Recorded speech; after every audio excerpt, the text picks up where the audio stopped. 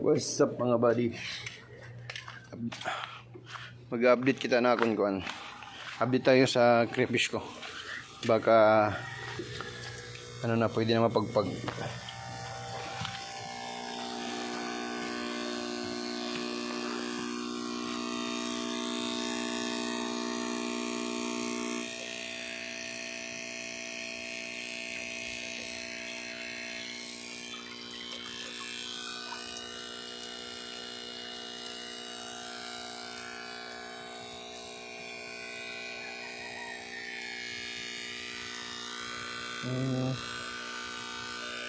Double check.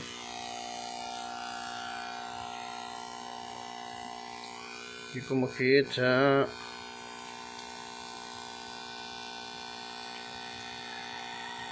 Ayun, no?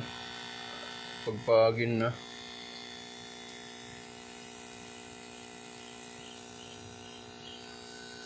Paano kaya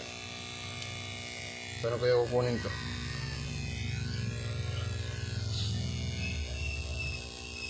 Paano kaya kukunin ang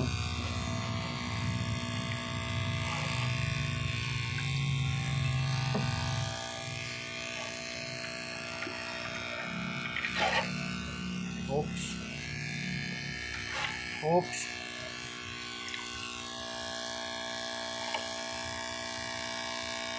Parang naglaglagan na ata.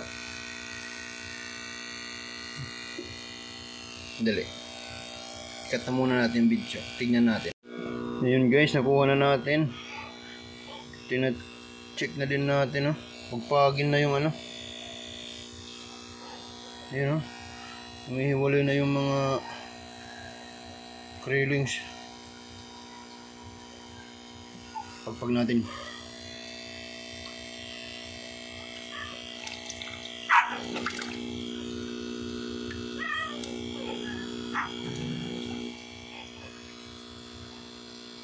Kapit na kapit pa yung iba, oh.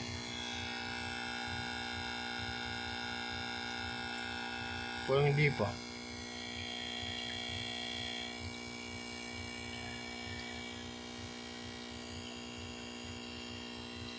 Ano mga pagpag yan?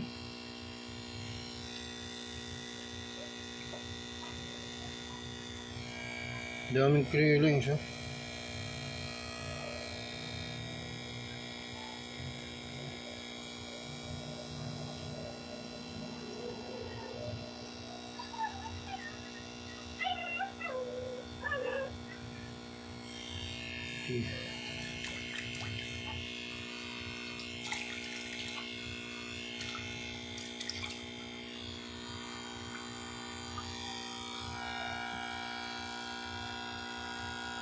Hindi pa guys, eh. Medyo matigas pa. May pa maglaglagan.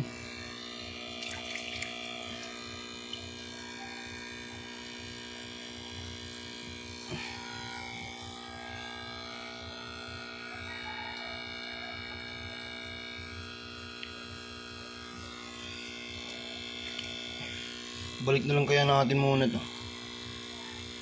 May pa maglaglagan, eh. Baka mga ilang araw pa bago bumitaw tong mga to. Balik na muna natin. Sayang kasi baka di ba pwede. Andun na kasi yung iba, eh. Nalaglag na, eh. Balik na muna natin guys. Check na lang natin sunod. Hindi na natin to kailangan na heights niya.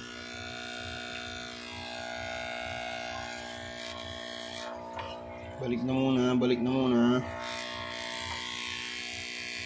Ang kagandahan kasi nito guys, pag hiniwalay nyo yung bearded female nyo, mas maganda sila mag-breed. Focus sila sa pag-hatch ng ano nila, mga krillings nila. Kasi hindi sila na-stress, kaya madami yung na-hatch na krillings.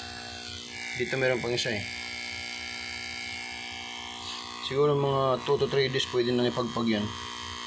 Balikan na lang natin yan guys. Peace out.